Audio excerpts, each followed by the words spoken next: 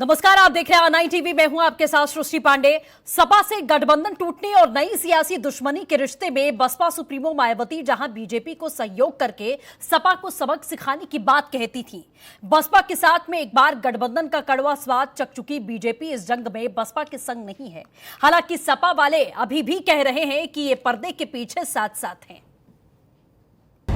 जिसने किया इकरार उसको नहीं एतबार, खाई थी कस्में लेंगे इंतकाम। अब क्या होगा इंतकाम का अंजाम, क्या सोचा था और क्या हो गया। बसपा सुप्रीमो मायावती ने ये तो सपने में भी नहीं सोचा होगा कि जिनके सहारे वो समाजवादी पार्टी से इंतकाम का ऐलान कर रही हैं, वो इस इकरार पर इस तरह से इनकार कर देंगे। अरे वो बुआ भतीजे की लड़ाई है, भाजपा को बीच में ला रहे हैं। दरअसल अपने विधायकों की बगावत में सपा का कनेक्शन सामने आने के बाद बसपा सुप्रीमो मायावती ने ऐलान किया था कि अखिलेश यादव का हाल मुलायम सिंह यादव जैसा होगा और सपा को सबक सिखाने के लिए बसपा अब बीजेपी को सपोर्ट करेगी।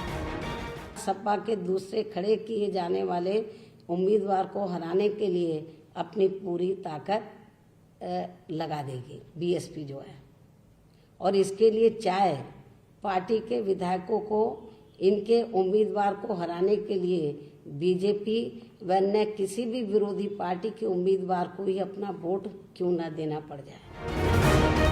अब बात निकली तो दूर तलक गई, लिहाजा बीजेपी के खेमे तक भी जा पहुंची। मायावती के इकरार पर बीजेपी ने साफ इनकार करते हुए कह दिया कि हमें एतबार नहीं, अब उनकी लड़ाई में हमारा कोई किरदार नहीं। वैसे भी हम बसपा के नहीं, जनता के भरोसे हैं। 7 सीट भारतीय जनता पार्टी उपचुनाव में जीत रही है। मायावती जी ने भाजपा की बात कही है समर्थन देने की, तो क्या आगे भी 2000? अरे वो बुआ भतीजे की लड़ाई है, भाजपा को बीच में ला रहे हैं। बीजेपी जहां बसपा से दूरी बनाती दिख रही है, वहीं सपा सुप्रीमो अखिलेश यादव कह रहे हैं कि हमारे एक दाव ने बीजेपी और बसपा की दोस्ती को सरेआम कर दिया कि भारतीय जनता पार्टी कुछ भी गठबंधन कर सकती है। सवाल ये भी है कि जो लोग भारतीय जनता पार्टी से चुपचाप अंदर मिले हुए हैं, उनका पर्दाफाश हो। मीडिया के माइकों पर मायावती ने बीजेपी का सहयोग करके जिस बदले का ऐलान किया था, बीजेपी ने तो वो बाजी ही बदल दी। इधर बदलापुर की बिसात पर सवाल ये है कि अब कैसे पूरा होगा मायावती का इंतकाम, क्या पिक्चर अभी बाकी है। Bureau report, R9 TV, Uttar Pradesh, Uttarakhand. तो मायावती ने जहां साथ देने का दावा किया, वहीं बीजेपी की तरफ से साफ इनकार कर दिया गया। तमाम खास मेहमान इसी मुद्दे पर हमारे साथ चर्चा करने के लिए जुड़ेंगे। आपको बता दें, बीजेपी से कमर अली साहब हमारे साथ मौजूद हैं, कांग्रेस प्रवक्ता राजेश तिवारी जी हमारे साथ जुड़ चुके हैं, सपा प्रवक्ता कपिल श्रीवास्तव जी हमारे साथ मौजूद हैं और बसपा से धर्मवीर चौधरी जी हमारे साथ में जुड़ चुके हैं। आप सभी मेहमानों का हमारे साथ जुड़ने के लिए बहुत शुक्रिया, बहुत स्वागत है आप सभी का। धर्मवीर जी, सबसे पहले डिबेट की शुरुआत मैं आपसे ही करना चाहूंगी। आखिरकार बुआ कुछ समय पहले तक पूरी तरीके से अखिलेश यादव के साथ में बुआ बबुआ की जोड़ी हमें देखने को मिल रही थी। अब वो जोड़ी लोकसभा चुनाव हारने के बाद टूटी और टूट अब इस कदर सामने आई कि सीधे तौर पर बुआ ने कह दिया कि अब किसी के साथ भी जाना पड़ जाए, बीजेपी की जो लगातार धुर विरोधी रही मायावती, वो अब बीजेपी के साथ जाने का दावा कर रही है। लेकिन केशव प्रसाद मौर्य कह रहे हैं कि हमें जरूरत नहीं है बसपा की, बुआ बबुआ की लड़ाई है, हमें बीच में आप क्यों ला रहे हैं। तो आखिरकार क्या ये दाव ऐसे ही फेंका गया मायावती की तरफ से? सृष्टि जी, मैं आपको बता दूं, वैसे तो आप बड़ी पत्रकार हैं, बड़ा चैनल है आपका, कि देश की राजनीति की धुरी हैं आदरणीय बहन कुमारी मायावती जी इस समय जी, और सबसे बड़ी रणनीतिकार हैं इस देश की जी। 2014 में हमारे पास लोकसभा में एक भी सीट नहीं थी। 2019 में मुझे ऐसी कोई एक पार्टी बता दीजिए भारत की जिसने अपनी ताकत को 10 गुना बढ़ाया हो, और वो भी खासकर हिंदी बेल्ट में उत्तर प्रदेश जैसे सूबे में हम 10 सीटें जीत करके हमने इन संकीर्ण ताकतों को मुंहतोड़ जवाब दिया था। और वो मुंहतोड़ जवाब हमने जो है ऐसे एक इंसिडेंट को बढ़ाते हुए दिया था 95 के गेस्ट हाउस कांड को, कि जिसमें आदरणीय बहन कुमारी मायावती जी को जान का भी खतरा था, लेकिन बहन जी ने बड़ा निर्णय लिया देश की जनता के हित में, प्रदेश के हित में। लेकिन जब इनके परिवार में आपस में ही फूट पड़ गई और ये अपने कैंडिडेटों को नहीं जिता पाए, तो ये किस मुंह से कह सकते हैं? दो पूर्व में नेताजी ने हमारे 38 एमएलए तोड़ने का काम किया था, और उस समय 2007 में 6 में जनता के सहयोग से आदरणीय बहन कुमारी मायावती जी ने समाजवादी पार्टी के लोगों को करारा जवाब दिया था और स्पष्ट बहुमत की सरकार बनाई थी। 2022 में भी हम अपने दम पर, अकेले दम पर 2022 में समाजवादियों को और जो दूसरी ताकतें हैं, संकीर्ण ताकतें, उनको मुंहतोड़ जवाब देंगे। और बीजेपी के साथ मिलकर सर? नहीं, कोई हमारा गठबंधन बीजेपी के साथ नहीं है। आदरणीय बहन कुमारी मायावती जी ने स्पष्ट कहा कि जो आने वाले एमएलसी के चुनाव हैं उसमें हम समाजवादियों को सबक सिखाने के लिए किसी भी दल के साथ जाएंगे, चाहे वो बीजेपी क्यों ना हो, क्योंकि इन्होंने जो दुस्साहस किया है, लोकतंत्र को कमजोर करने का काम किया है समाजवादी पार्टी के लोगों ने, और इनका जो दलित विरोधी चेहरा है, सीधा सवाल पूछना चाहती हूं जो दलित विरोधी सवाल है बस, क्या आपने अभी कहा कि वो धुरी है, कोई भी समझ नहीं सकता कि उनकी कौन सी चाल कब कहां पर कैसे पड़ेगी? आपने सही कहा बिल्कुल। ये अभी आपने कहा कि 10 गुना अपनी ताकत को बढ़ाया, 10 सीटें उन्होंने जीत हासिल की और सपा कहीं ना कहीं किनारे रह गई गठबंधन करने के बावजूद भी। लेकिन क्या अब बसपा को, चूंकि इतने समय से वो सत्ता में नहीं है, तो उन्हें एक मजबूत पार्टी, एक मजबूत ऐसी पार्टी का साथ चाहिए जिनका दमखम इस समय हो? समाजवादी पार्टी, जैसा आपने कहा, मायावती ने कहा कि कहीं ना कहीं आपस में आपसी कलेश के चलते ये अपना उस तरीके का वर्चस्व नहीं दिखा पा रहे, और बार बार हमने समाजवादी पार्टी से संपर्क भी किया, इस राज्यसभा चुनाव के पहले भी संपर्क हमने करने की कोशिश की और उधर से कोई जवाब नहीं आया। इसलिए क्या बीजेपी के अलावा अब कोई ऑप्शन मायावती के पास में नहीं बचा है? सृष्टि जी, बहुजन समाज पार्टी एक राजनीतिक पार्टी के साथ साथ महापुरुषों के जीवन दर्शन, साहित्य और उनके विचारों को आगे लाने के लिए समाज में हम एक मिशन के रूप में काम करते हैं।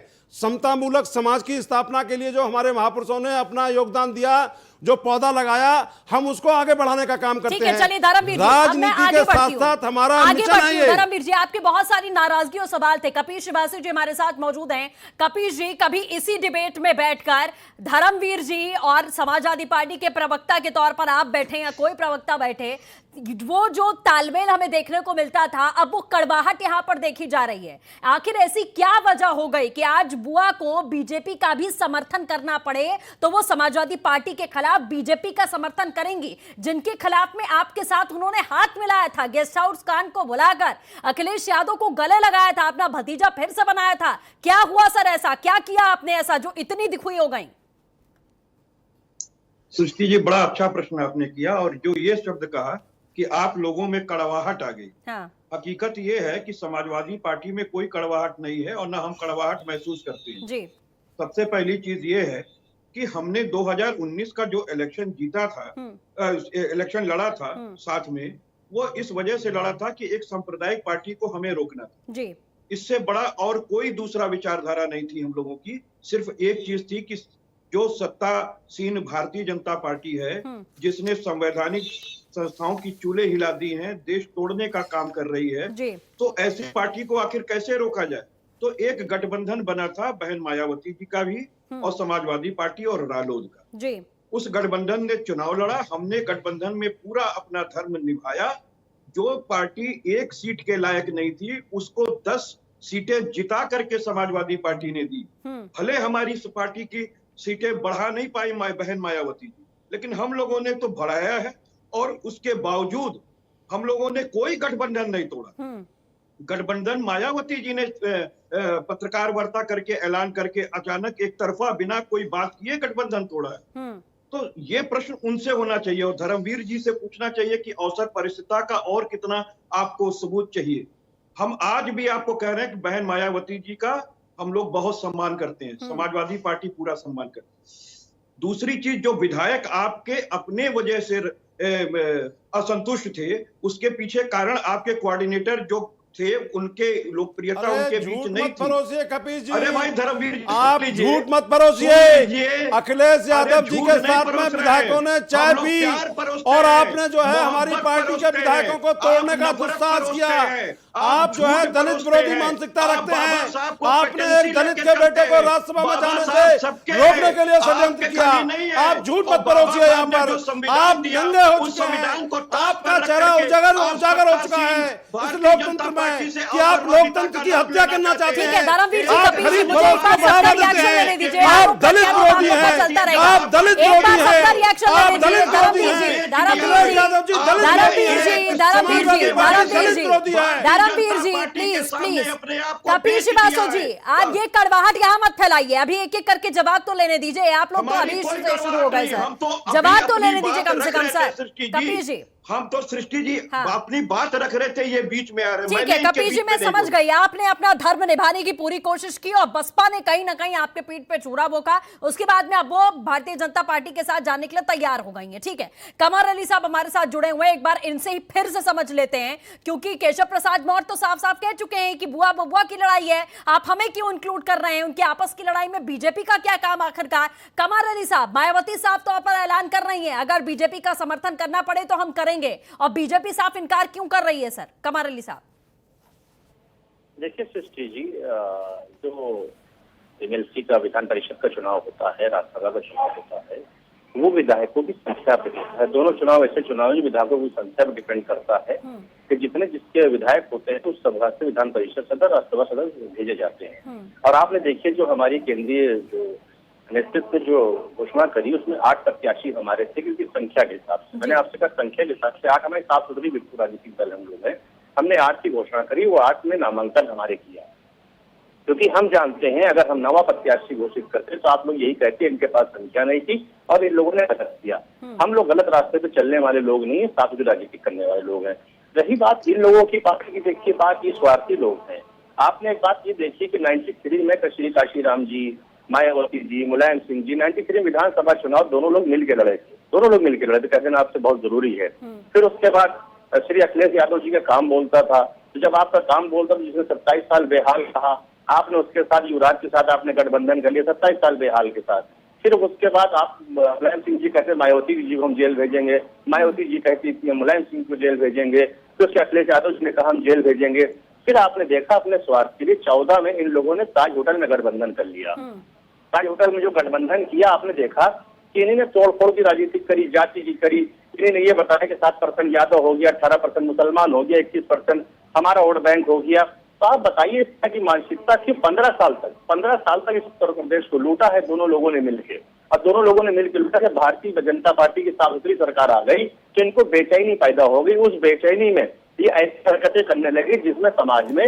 कमर अली साहब, बसपा समर्थन कर रही है, समर्थन लेंगे आप या नहीं, ये सवाल था सर। देखिए आवाम के लिए हम काम कर रहे हैं, हमें आवाम के लिए काम करने दीजिए। आपने कोरोना काल में देखा 4-4 महीने हमने गरीबों को राशन फ्री दिया, अपनी बहनों को, अपनी माओ को हमने जनधन योजना में 500 रुपए दिए। उसके बाद आपने देखा कोरोना काल में साफ इनकार है ना। ठीक है कमर अली साहब, समझ गए मैं। आगे बढ़ती हूँ, राजेश तिवारी जी हमारे साथ मौजूद है लगातार। राजेश तिवारी जी, सपा के साथ में गठबंधन का स्वाद आप भी कर चुके हैं, ऐसा नहीं है कि आप अछूते रहे यूपी की राजनीति में। समाजवादी पार्टी के साथ आप भी गठबंधन कर चुके हैं। यूपी के 2 लड़कों की तस्वीर भी हमने देखी थी और हार का सामना कैसे करना पड़ा वो भी सभी ने देखा था। इस समय ये बुआ बबुआ की लड़ाई में किसको फायदा होने वाला है, क्या कहेंगे आप?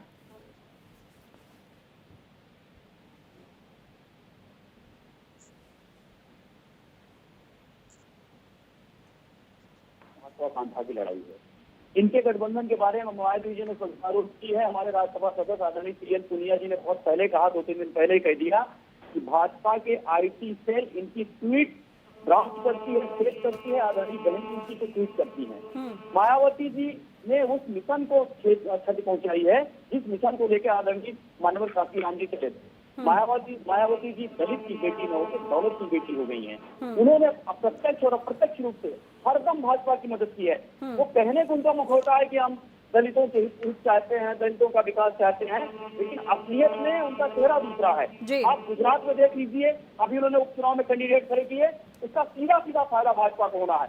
राजस्थान में आप देख लीजिए, भाजपा ने जो कुचक रचा था सरकार गिराने का, उसमें बसपा पूरी तरह से उनसे भाजपा के साथ थी। इसी तरह मायावती हर वो कुछ काम में भाजपा और मायावती, आप ये कहिए दोनों भ्रष्टाचारी हैं मायावती जी ने माननीय काशीराम जी के मिशन को सच पहुंचाई है। उनको पता है कि उत्तर प्रदेश का दलित उनसे दूर जा चुका है, दलित आज जागरूक हो चुका है, दलित को अपना हित समझ में आ रहा है। और उत्तर प्रदेश में कांग्रेस का बहुजन समाज पार्टी के वोट परसेंट को जरा देख लीजिए, पिछले सालों में जो चुनाव हुए हैं, कांग्रेस की तरफ आकर्षित है। आप कांग्रेस टीवी पर बैठ करके मनगढ़ंत कहानियां मत सुनाइए। और आपके चाल चरित्र चेहरे को हमने 2 बार राजस्थान में देखा है कि आप कैसे जो है पीठ में छुरा मारने का काम करते हैं। आपने हमारी पार्टी के 6 MLA 2 बार तोड़े हैं। आप किस मुंह से ये कह सकते हैं? आपकी मानसिकता दलित विरोधी है और आपने जो है 60 सालों में इन दलित समाज के लोगों का, माइनॉरिटीज के लोगों का, ओबीसीज का जो नुकसान किया है उसकी भरपाई आप कर नहीं पाएंगे। आपकी हैसियत उत्तर प्रदेश में एक दरी बिछाने लायक भी नहीं है। आप किस हैसियत से बोल रहे हैं? ये हैसियत वैसियत आप लोग थोड़ा शब्दों का मर्यादा का ख्याल रखिए कि आप कहाँ बैठे हैं, जनता आपको देख रही है। धर्मवीर जी 30 वर्षों इस से तरीके की बातें मत करिए। धर्मवीर जी, राजेश जी, एक एक करके बोले, एक एक करके बोले सर, आप एक एक करके बोले। धर्मवीर जी निवेदन है आपसे, धर्मवीर जी मैं निवेदन कर रही हूँ आपसे सर, एक एक करके बोलिए। और धर्मवीर जी, सबसे बड़ा सवाल आज जो खड़ा हो रहा है, आप कह रहे हैं कि हम बीजेपी का समर्थन नहीं कर रहे, हम कोई गठबंधन नहीं करने जा रहे। बीजेपी आपके सामने यहाँ पर बैठकर कह रही है कि हमें बसपा के समर्थन की कोई जरूरत नहीं है, हम अकेले काफी हैं। लेकिन अब कांग्रेस पार्टी और समाजवादी पार्टी को आपने हर मंच से यह कहने का पूरा अधिकार दे दिया कि बसपा बीजेपी की बी पार्टी बन चुकी है। तमाम ट्वीट उठाकर देख लीजिए, मायावती कभी सवाल ही नहीं पूछती है बीजेपी से। क्यों है सर ऐसा? अंदर खाने की मिली भगत है जो क्या निकलकर सामने आई? धर्मवीर जी, राजेश जी मैं आऊंगी इसकी बात सर, एक एक करके बोले, मैं आपके सवाल का जवाब ले रही हूं, देने दीजिए धर्मवीर जी। सृष्टि जी, ये जो पटरियों पर झूठी पटरियों पर जुमलेबाजी की जो ट्रेन दौड़ा रहे हैं ना बीजेपी के लोग, हाँ। चाहे वो बलरामपुर की घटना हो, चाहे वो हाथरस की घटना हो, चाहे वो अभी अमेठी की ताजा घटना हो, इन बीजेपी के लोगों को इन दलित समाज के ऊपर होने वाले अत्याचारों का एक एक जवाब देना पड़ेगा, ये बताना पड़ेगा 2022 में। और रही बात बहन जी के ट्वीट की, तो आदरणीय बहन जी ने पूरी जिम्मेदारी के साथ कहा है और मैं भी पूरी जिम्मेदारी के साथ कह रहा हूं कि ये जो लोकतंत्र में ये जो बैठे हुए समाजवादी पार्टी के लोग हैं, इनको सबक सिखाने के लिए आदरणीय बहन कुमारी मायावती जी ने एमएलसी चुनाव के संबंध में कहा कि जो भी मजबूत होगा, चाहे वो बीजेपी हो, लेकिन हमारा गठबंधन बीजेपी से नहीं है। क्या कहती है? कभी आप इनके साथ में, समाजवादी पार्टी के साथ में चले जाते हैं कि हमें बीजेपी जैसी सांप्रदायिक जो ताकत है जो पूरी तरीके से उत्तर प्रदेश को बर्बाद कर देगी, हमें उनके खिलाफ में आवाज बुलंद करनी है, और उसके कुछ समय के बाद में आप भूल जाते हैं और आप बीजेपी का साथ देने की बात करते हैं समाजवादी पार्टी को खत्म करने के लिए। अब जनता ये जानना चाहेगी सर जरूर कि आपकी विचारधारा, आपकी मानसिकता क्या है। समय के साथ साथ आपकी सोच, आपकी विचारधारा और आपके मूल मुद्दे सब कुछ बदलते रहते हैं। ये स्वार्थ की राजनीति नहीं तो क्या है सर? मैं सृष्टि जी जरा मुझे 10 सेकंड दीजिएगा। हाँ। जब पूर्व में 2005, उसके बाद की 2007 और उससे पहले की सरकार में आदरणीय बहन कुमारी मायावती जी को बीजेपी के समर्थन से सीएम बनाने का काम किया गया, लेकिन हमने अपनी कोई विचारधारा को नहीं बदला। पेरियार साहब की मूर्तियां लखनऊ के चौराहों पर उस समय लगी, जो पेरियार साहब ने कहा कि ये मनुवादी हैं। भगवान में हमारा कोई विश्वास नहीं है। पेरियार साहब जो हमारे महापुरुषों उन्होंने कहा, हम अपनी विचारधारा से कभी भटक नहीं सकते। ये बहुजन समाज पार्टी राजनीतिक पार्टी के साथ महापुरुषों के मिशन मूवमेंट का एक संस्थान है। अपने आप को सहारा देने के लिए, अपने आप को खड़ा करने के लिए, इतने समय से जो सूखा पड़ा हुआ है उसमें कहीं ना कहीं हरियाली लाने के लिए आप कभी सपा के साथ, कभी आप बीजेपी के साथ, यही कोशिश है आपकी सर। आप पिछले चुनावों में देख लीजिए, बहुजन समाज पार्टी का वोट परसेंट उसका कहीं नहीं गिरा है। ले रही है सर। हम लगातार, हमारे जो समाज के लोग हैं, हमारे बहुजन समाज के लोगों ने बहुजन समाज पार्टी का पूरी तरह साथ दिया है और बेनकाब करने का काम किया दुश्मनों को। हमने सीटें दिलवाई हैं बसपा को, जो 0 पर थी उसको 10 पर हम लेकर आए, अपने दम पर नहीं आए हैं वो। कपीश जी जवाब दीजिए। धर्मवीर जी सुन लीजिएगा। कपीश जी देखिए, सृष्टि जी बहुत सीधी सी बात कहते हैं कि जब 3 दल मिल करके सरकार बना पैक्ट किए हैं और कोशिश करते हैं कि वो सरकार बनाए, तो तीनों दल मिलकर के जितने भी लोग जिसके जीतते हैं उसको तीनों मिलकर के जिताते हैं। कोई अपने दम पर अगर जीत रहा होता तो लड़ लिया होता और 10 ले लिया होता, मान लेते। देखिए ये तार्किक चीजें हैं जो हम कह रहे हैं। हम कोई मौखिक चीजें पर विश्वास नहीं करते कि हवा हवाई पे कोई बात कह दे। हम आज भी कह रहे हैं कि बसपा की जो विचारधारा है वो समाजवादी पार्टी की विचारधारा से बहुत ज्यादा दूर नहीं है।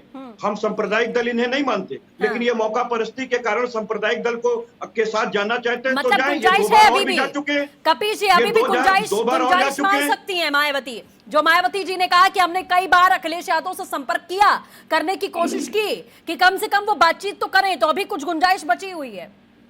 वार में वेलकम होता अगर वो ऐसा की होती। हाँ। उन्होंने तो खुद आगे बढ़ करके ये हम लोगों का पैक्ट तोड़ा है। हम लोगों ने कहा तोड़ा? हम तो आज भी कहते हैं कि उनका अभिवादन करती है समाजवादी पार्टी।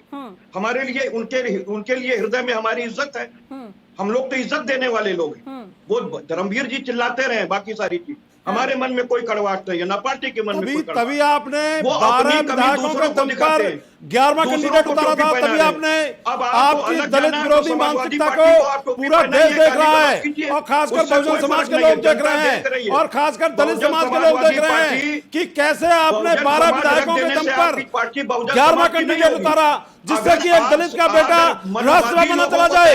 और उससे पहले आदरणीय बहन कुमारी मायावती जी के निर्देश पर आदरणीय सतीश चंद्र मिश्रा जी ने प्रोफेसर राम गोपाल जी से पूछा था कि आप कैंडिडेट उतारेंगे कि नहीं बात का, तो उन्होंने कहा नहीं, हम एक कैंडिडेट उतारेंगे। तब हमने जो है ये सोचा कि हमारे जो एमएलए हैं उनमें टूट फूट ना हो, तो हमने 10वां कैंडिडेट उतारा। लेकिन जैसे ही राम जी गौतम जी को बहन जी ने उतारा, आपने 11वां कैंडिडेट उतार दिया। ठीक है, चलिए धर्मवीर जी, कपिल जी, एक एक करके साहब का रुख करना चाहूंगी। धर्मवीर जी, कपिल जी, एक एक करके। कमर अली साहब, सीधे तौर पर अब बसपा खुलकर ये बात ऐलान कर रही है कि हम समर्थन करने के लिए बीजेपी का समर्थन कर सकते हैं, लेकिन बीजेपी जिस तरीके से सिरे से नकार रही है इस बात को कि हमारा बसपा से कोई लेना देना नहीं है, ना हमें समर्थन चाहिए, क्या ये वोट बैंक के समीकरणों को देखकर किया जा रहा है? क्योंकि फायदा अगर बसपा आपके साथ आती है तो फायदा आपको दलित वोट बैंक में जरूर होगा, लेकिन आपका मुस्लिम वोट बैंक पूरा का पूरा छटक कर सपा के पास चला जाएगा, जो आपके लिए घातक साबित हो सकता है। अली साहब, देखिए मैं आपको बताऊं सृष्टि जी, भारतीय जनता पार्टी एक कार्यकर्ताओं की पार्टी है, और अगला राष्ट्रीय अध्यक्ष कौन होगा हमें खुद नहीं मालूम, किसी को नहीं मालूम, चाहे राष्ट्रीय अध्यक्ष चाहे प्रदेश अध्यक्ष हो। रही बात मुस्लिमों की, तो आपने देखा लोकसभा चुनाव में 4.25% वोट मिला मुसलमानों का। एक साथ 3 तलाक, बहुत ऐसी चीजों पर भी देखिए 5 करोड़ रुपए अनुदान दिया है अल्पसंख्यक शादियों के लिए। हमारे के जितना भी योजनाओं का लाभ पहुंचा है मुसलमानों को अधिक पहुंचा है, कह देना आपको बहुत जरूरी, क्योंकि कांग्रेस ने, सपा ने, भाजपा ने उनको उस गरीबी की हद तक पहुंचा दिया है कि लकड़ी बीनने पे, पंचर बनाने में, मजदूरी करने पे उस अल्पसंख्यक समाज का वोट हमेशा हासिल किया, और शिक्षा से उनको दूर रखा। पता देना बहुत जरूरी है आपको, क्योंकि कांग्रेस भी एक पार्टी ऐसी है, परिवार की पार्टी है, बहुजन समाज पार्टी भी एक परिवार की पार्टी है, वो भी अपने परिवार से लोगों को खड़ा करते हैं। समाजवादी पार्टी में अगर आप आ जाएंगे तो समाजवादी पार्टी में आपने देखा है कार्यकर्ता को कपिल भाई को राज्यसभा भेज देते, नहीं भेजा उन्होंने अपने चाचा को भेजा। आपने देखा एक एक परिवार में 33 लाल बत्तियां रही, उसके बाद राज्यसभा भी आज भेज रहे हैं। तो पारिवारिक पार्टियां है, ये आवाम जान गई है, हिंदू मुसलमान पे ये चुनाव लड़ते हैं। जनता पार्टी से ज्यादा कौन परिवारवादी पार्टी हिंदू मुसलमान पे ये चुनाव लड़ते हैं। अब आप ये बताइए, हिंदू मुसलमान के चुनाव में लड़ते हैं। तो बात नहीं करें तो बेहतर होगा। बीजेपी देखिए किसी एक पार्टी का लेखा जोखा नहीं है सर। कपिल जी देखिए, ये हर पार्टी का दाव है, ये हर पार्टी का दाव है। आप अपने आप को ये कह सकते हैं कि आप परिवारवाद की राजनीति नहीं करते सर। मूल मुद्दे पर बात कर लीजिए, बेहतर रहेगा। कपिल जी मुद्दे पर बात कर लीजिए। ठीक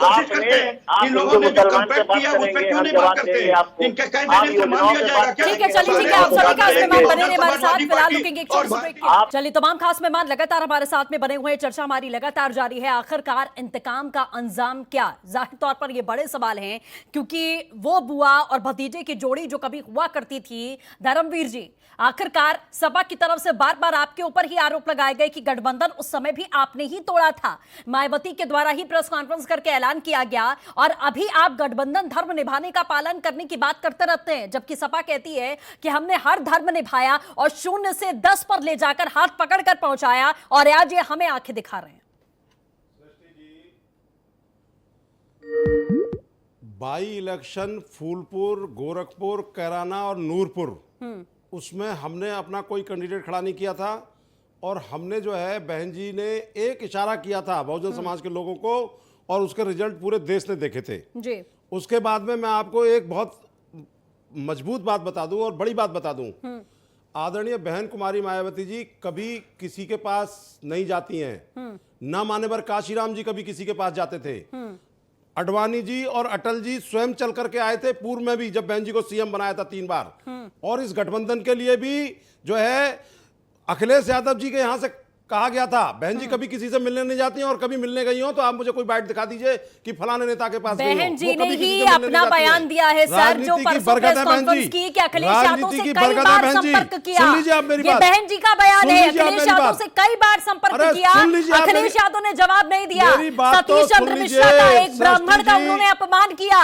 ये मायावती जी की बात है सर। सृष्टि जी सुन तो लीजिए, मुझे बोलने का मौका दीजिए। जी। लेकिन बहन जी ने कहा कि हम डिंपल यादव जी को इस राज्यसभा में भेजना चाहते थे, और उसके लिए आदरणीय सतीश चंद्र मिश्रा जी ने पहले अखिलेश यादव जी को फोन किया, फिर उनके पीए को फोन किया, और राम गोपाल जी से बात की कि भाई आप जो है कैंडिडेट दूसरा तो नहीं उतार रहे हैं। उन्होंने मना कर दिया। अगर वो ये कहते कि हम जो है कैंडिडेट दूसरा उतारेंगे, डिंपल जी को उतारेंगे, तो निश्चित बहुजन समाज पार्टी डिंपल जी को राज्यसभा में भेजने के लिए पूरी तरह तैयार थी। लेकिन इनके यहां पर षड्यंत्र चल रहा था। इन्होंने अपना ये मीठी छुरी की बात कर रहे हैं, इनके मुंह में मीठी छुरी होती है ना, ये कह रहे हैं कि हम उनका बड़ा सम्मान करते हैं आदरणीय बहन जी का, और पीछे से दलितों को काटने का काम कर रहे हैं। यही इनका चाल चरित्र चेहरा नेताजी का पहले 38 विधायक तोड़ने का काम किया था, और यही अब इन्होंने 8 विधायक तोड़ने का काम किया। मैदान में उतारने से आपका क्या फायदा था? आप इसमें अपना ही फायदा देख रहे थे सर, कि आप चाहते थे कि डिंपल जी को अगर मैदान में उतारा जाए तो हम प्रत्याशी नहीं उतारेंगे,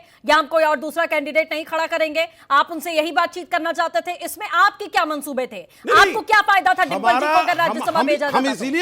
हम इसीलिए इनसे ये बात पूछ रहे थे कि कहीं ऐसा ना हो कि दो दूसरी धन बल की सामंत ताकतें हैं, वो कहीं हमारे एमएलए तोड़ करके और हमारे एमएलए खरीद करके हमारी पार्टी पर कुठाराघात ना करें। इसीलिए हम इनसे पूछ रहे थे एमएलए सर, इतनी कमजोरी क्यों है आखिरकार पार्टी में सर? मजबूत लोग जो आपके एमएलए हैं, जिनको आपने पद दिया, जिनको आपने सम्मान दिया, जिनके लिए आप खड़े रहे, वो आखिरकार आपको छोड़कर तोड़कर क्यों जा रहे हैं? इसके पीछे आपको वजह मजबूत करने की जरूरत थी, या डिंपल यादव के मैदान में उतरने के लिए आप चेकिंग कर रहे थे सर? सृष्टि जी, देश की आजादी का 2000 साल का इतिहास उठा के देख लीजिए। गद्दार हमेशा होते हैं, और गद्दारों की सजा क्या होती है यह भी आपको पता है। मान्यवर काशीराम जी कहते थे कि 10 छोड़ के जाएंगे, अगले चौराहे पे 110 मिलेंगे हमको खड़े हुए। बहुजन समाज का मिशन रुकने वाला नहीं है। Bahujan Samaj party MLA MP बनाने की फैक्ट्री है, और जो ये गए हैं जनता इनको नकार देगी।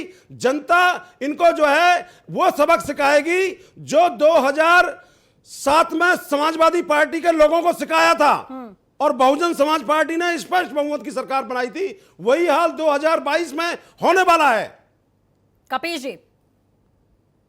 सृष्टि जी, सबसे पहली चीज देखिए, इनकी कोई अपनी विचारधारा नहीं है, ये हमारे चौधरी जी ने बता दिया। इन्होंने बताया कि ये विधायक एमपी एमएलसी बनाने की ये फैक्ट्री, यानी इनका लोकतंत्र में कोई विश्वास नहीं है, ये उद्योग धंधा चला रहे हैं। स्पष्ट हो गया आपके सामने, पूरी प्रदेश की जनता इनको सुन ली, असली विचार इनके सामने आ गए।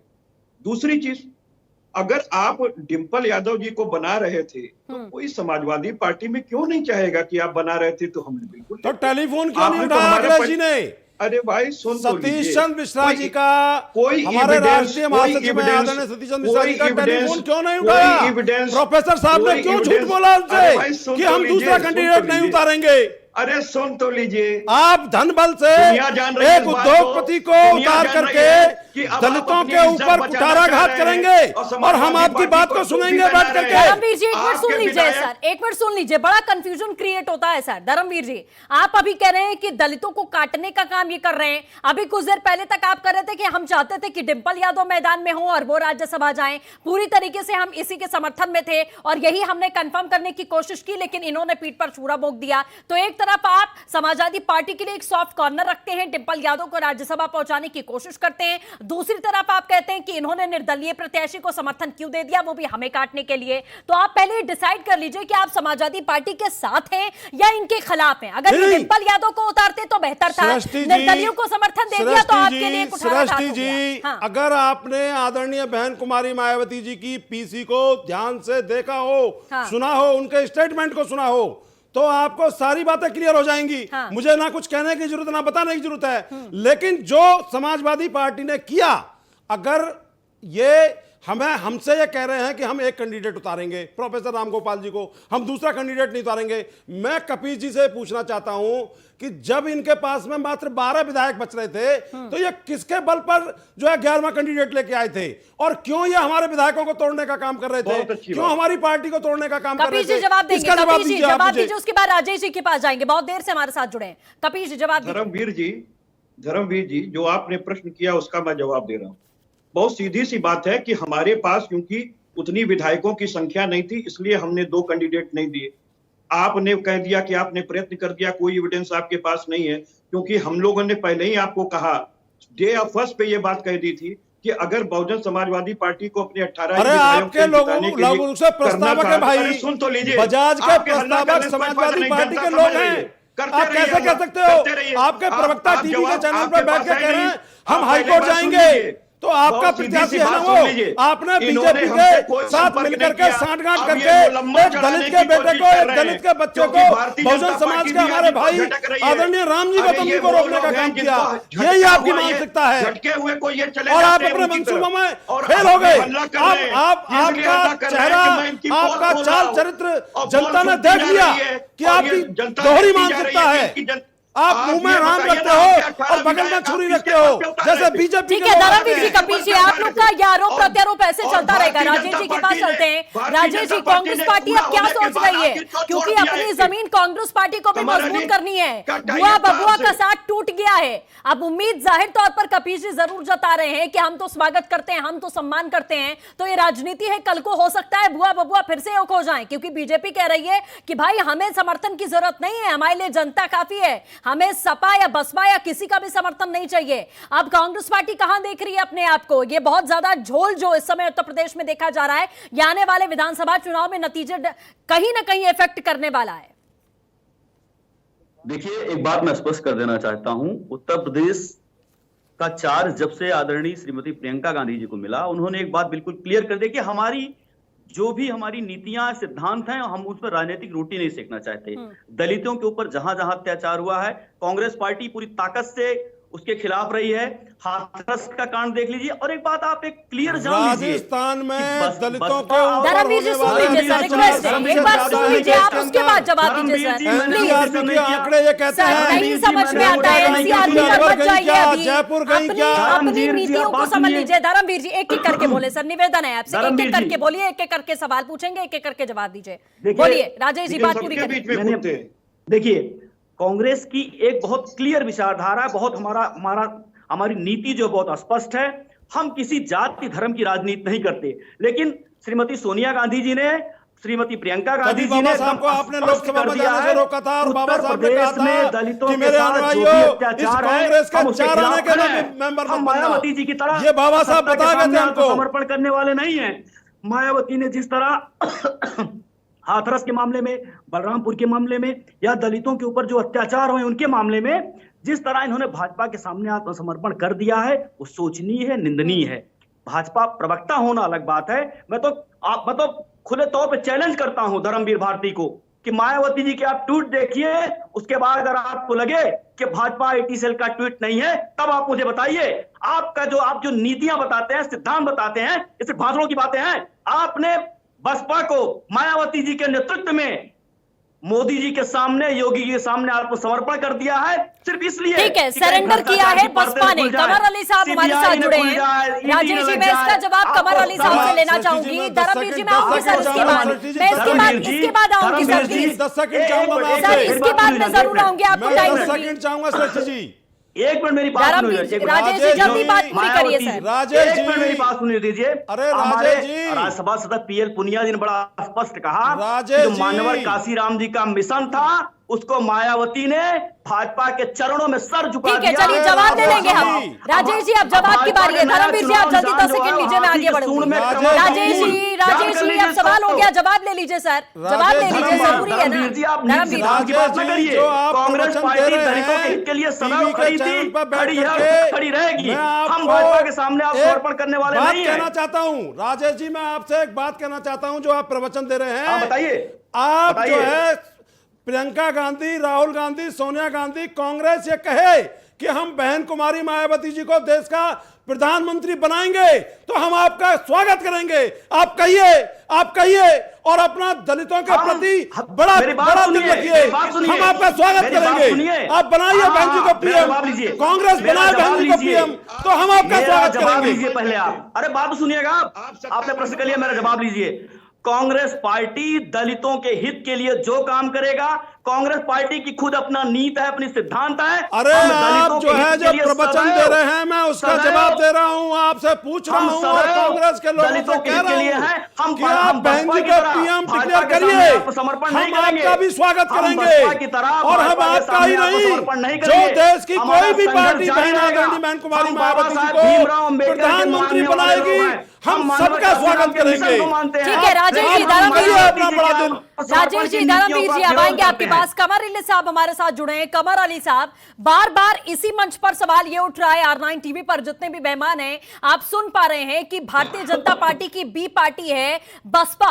आखिरकार मायावती जी के सामने ऐसी कौन सी मजबूरी आन पड़ी कि वो खुलेआम ऐलान कर रही हैं कि बीजेपी का समर्थन करना पड़ जाए तो हम बीजेपी का भी समर्थन करेंगे, समाजवादी पार्टी को हराने के लिए, उन्हें सत्ता तक ना पहुंचने देने के लिए। लेकिन बसपा बार बार बीजेपी कह रही है कि हमारा कोई लेना देना नहीं है। अब क्या मजबूरी आपके सामने है सर? ना आप खुलकर एक्सेप्ट कर पा रहे हैं, ना ही आप खुलकर अपोज कर पा रहे हैं, क्योंकि मायावती जी के ट्वीट और उनका सवाल खड़ा करने का तरीका, ये सारी दुनिया, उत्तर प्रदेश की जनता जानती है कि जो सॉफ्ट कॉर्नर का खेल चल रहा है उसके पीछे क्या है। ये क्या बीजेपी को स्पष्ट नहीं करना चाहिए?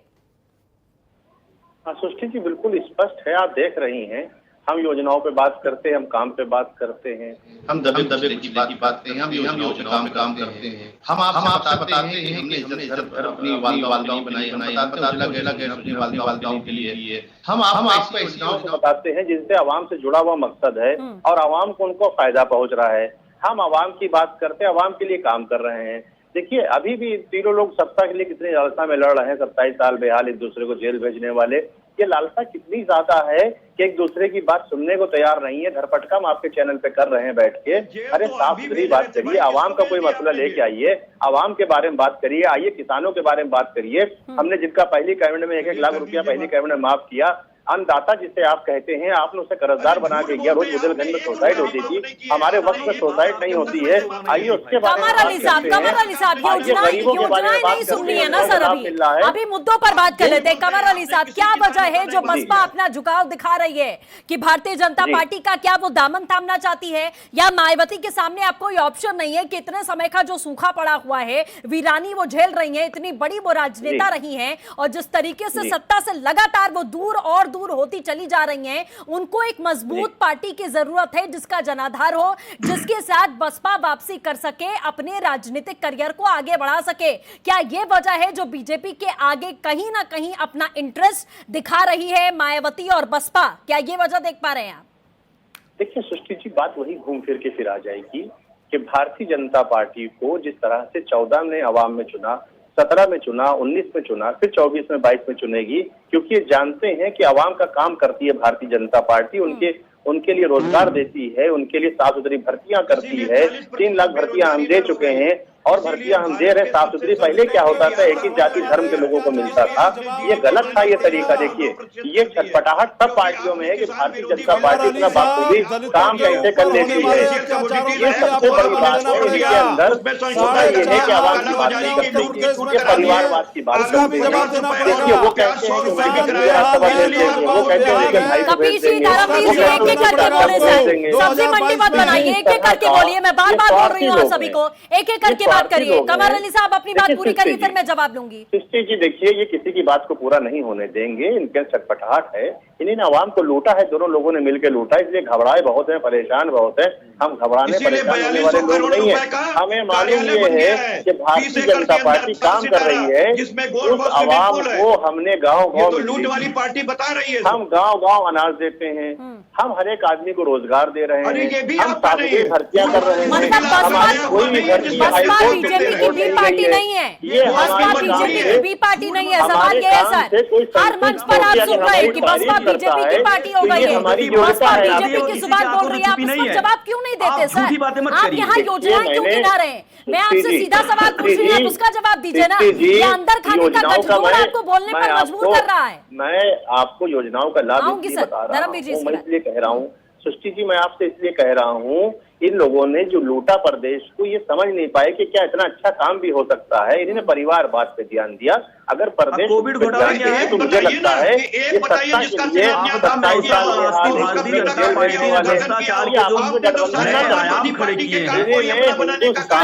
राजेश जी, मैं बार-बार बोल रही हूँ कि आप लोग को सुनाई नहीं दे रहा है सर। एक एक करके बोलिए, आपका जब नाम लिया जाए, सवाल पूछा जाए तब जवाब दीजिए सर।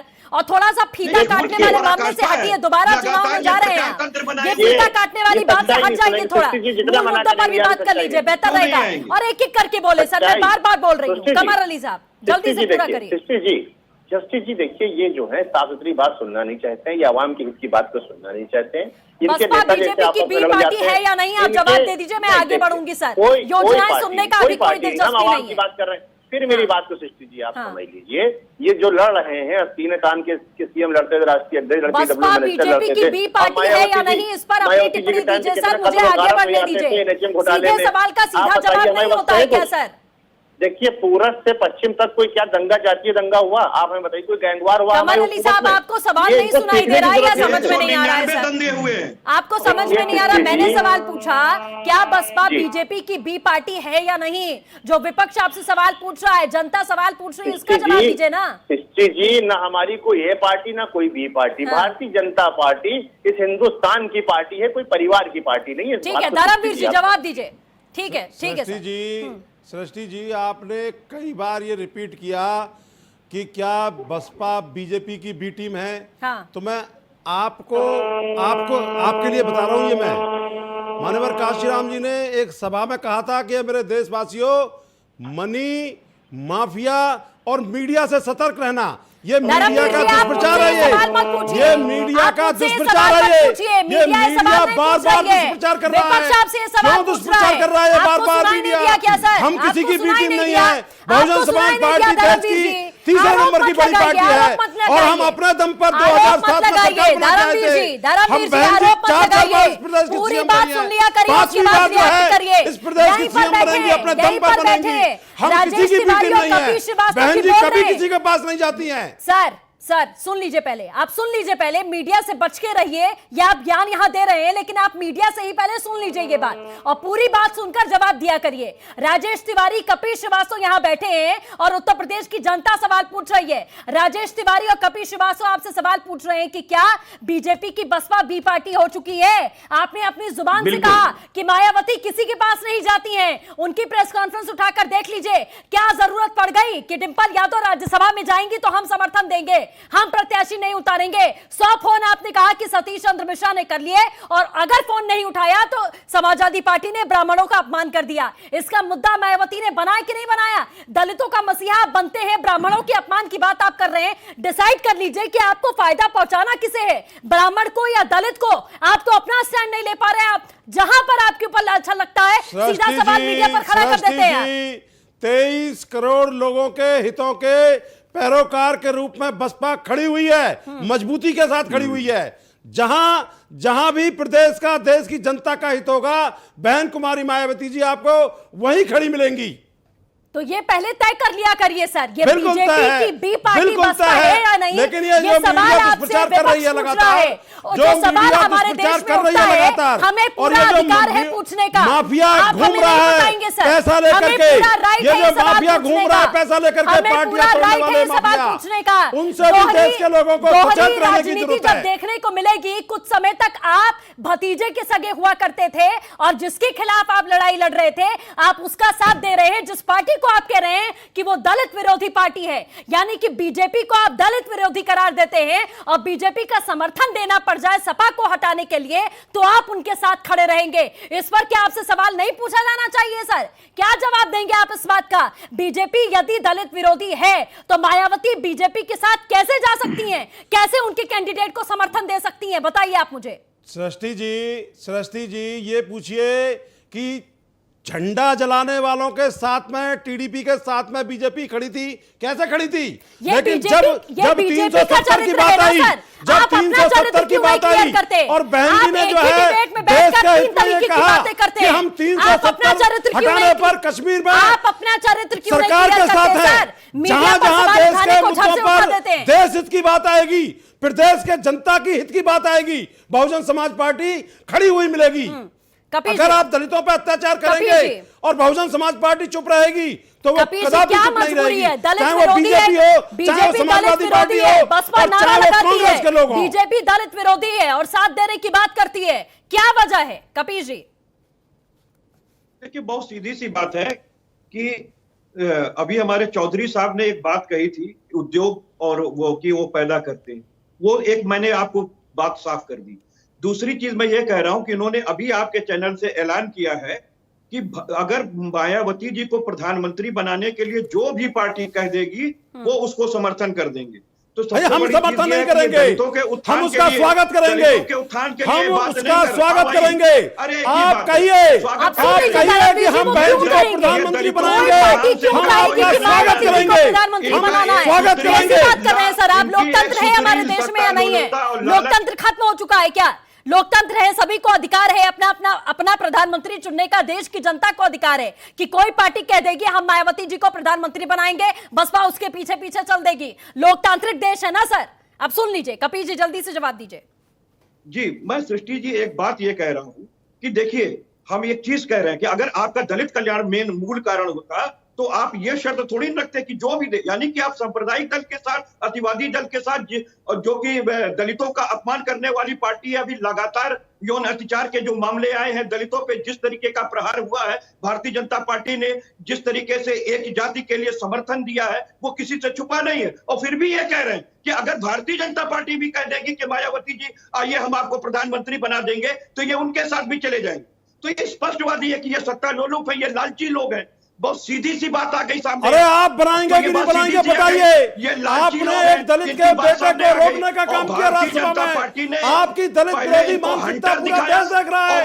आप ये कदापि स्वीकार नहीं करेंगे कि एक दलित की बेटी देश की प्रधानमंत्री बने। यही आपका दलित विरोधी चेहरा, यही आपका दलित विरोधी चेहरा।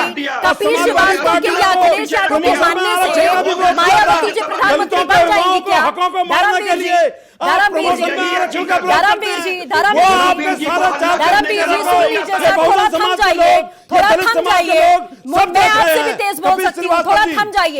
जी थोड़ा थम जाइए। गठबंधन आपने किया था ना सपा के साथ में, आपका साथ दे रही थी ना समाजवादी पार्टी, तब आप बना लेते मायावती जी को प्रधानमंत्री। अगर सपा के समर्थन देने से या सपा के कह देने से कि हम मायावती जी को प्रधानमंत्री बनाएंगे, समाजवादी पार्टी या फिर बीजेपी या फिर कांग्रेस पार्टी प्रधानमंत्री बनाएगी, तो जनता का काम ही क्या है? फिर जनता क्यों बैठी है फैसला करने के लिए, है ना? समर्थन ये देंगे और आप प्रधानमंत्री बना लेंगे मायावती जी को और जनता मुंह ताकती रह जाएगी।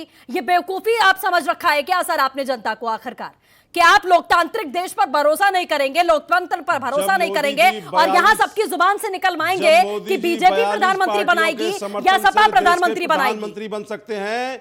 तो इस असंख्य 136 करोड़ लोगों के देश में बहुजन समाज के लोग अपनी ताकत से भी आदरणीय बहन कुमारी मायावती जी को इस देश का प्रधानमंत्री बना सकते हैं। राजेश जी बनाएंगे आप मायावती जी को प्रधानमंत्री बनाएंगे? सवाल पूछ रहे हैं धर्मवीर जी, खुला ऐलान कर रहे हैं वो R9 टीवी पर बैठकर कि जो भी समर्थन देगा, जो भी कहेगा हम उसके साथ जाएंगे।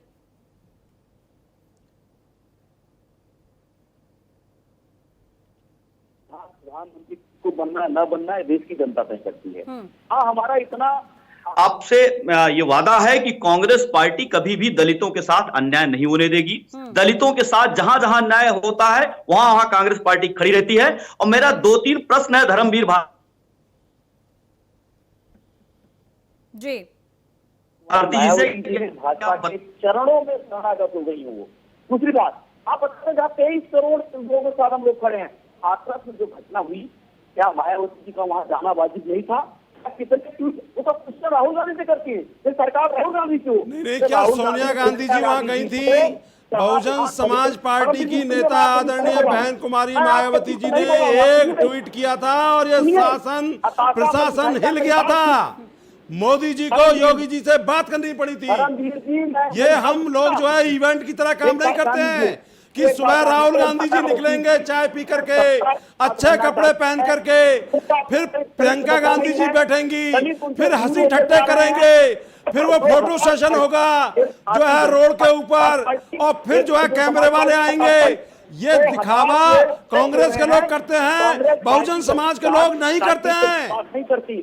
हम समाज के दलितों के लिए, दबे कुचलों के लिए, किसानों के लिए, नौजवानों के लिए। राजेश जी, बहुत अफसोस की बात है सर, लेकिन सबसे ज्यादा राज आपने किया है इस देश पर, लेकिन सबसे अफसोस की बात है कि आज भी 2020 में आकर हम दलितों के मसीहा बनने की बात कर रहे हैं और दलितों की स्थिति अभी भी बद से बदतर है। इतने राजनेता बैठे हैं दलितों के मसीहा, इतनी पार्टियां बैठी हैं जो दलितों के कल्याण की बात करती हैं, और दलित आज भी सारी सुविधाओं से वंचित हैं। ये बड़ा सवाल है सर कि जब सब सत्ता में आते हैं तो दलितों का माला जपने वाले सब भूल जाते हैं। कमर अली साहब, आखिरी कमेंट लेना चाहूंगी आपसे। आप सभी दलितों का कल्याण कर चुके और कुछ अभी और कल्याण करेंगे।